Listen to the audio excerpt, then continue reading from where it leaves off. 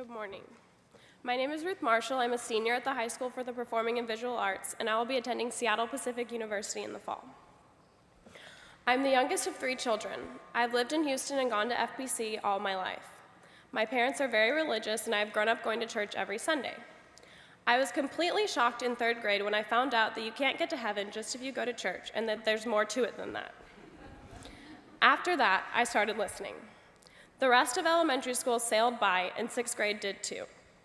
I still went to church regularly and thought Jesus was pretty cool, but the relationship with Jesus that is so special wasn't there. In late September of my 7th grade year, my grandpa died. That's when my life took a turn. Because my grandpa and I's relationship was never good, I felt like I never got to show him something to be proud of, and my self-confidence plummeted. I got involved with a not-so-great guy and chose to make decisions that I wish I could take back.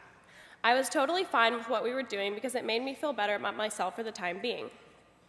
When I got home every day from school, I walked straight up to my room, closed the doors, and put down the blinds.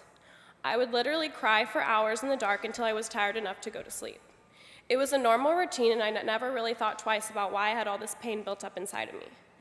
At this point, I figured God had better people to worry about, and that he just left me on my own so that he could deal with people with more problems. I stopped going to church, and as my depression got worse and worse, I stopped eating and started cutting myself in order to distract from my emotional pain. During this time, my family tried to intervene. When my sister would ask if I was hungry, I would yell at her and tell her I hate her, and the only reason she wants me to eat is so I would get fat. My mom would come in and turn on my lights, and I would go insane yelling at her and slamming the door in her face. At this point, I was angry with life and found no hope in it. Nothing really happened until a couple months later when my brother caught me cutting myself with a razor. When it got to that point, my parents, as any loving parents would do, watched me constantly, made me go to therapy, and tried to talk to me about what I was doing to myself.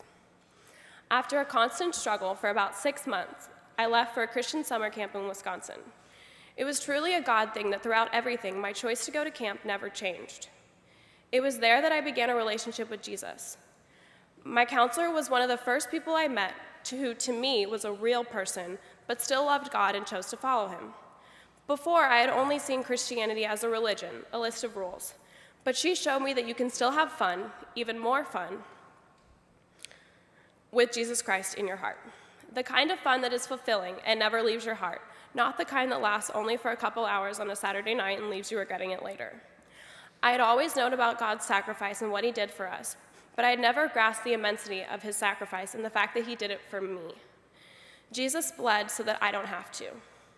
We try and understand everything about our lives, but the truth is there's no way to understand that Jesus can love each and every person in this world the same and with all his heart.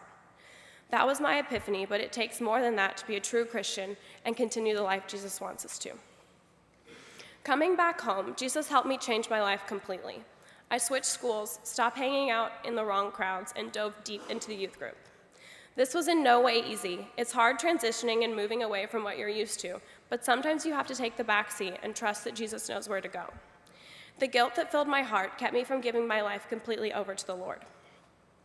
It was then I began to build a relationship with the youth staff.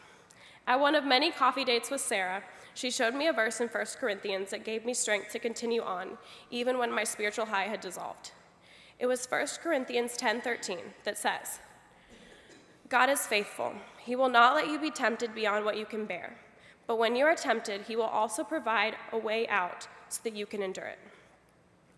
That was the verse that gave me the final confirmation that Jesus Christ had control over everything in my life, and that even though I'm going to go through more tribulation, he will always lead me to still waters.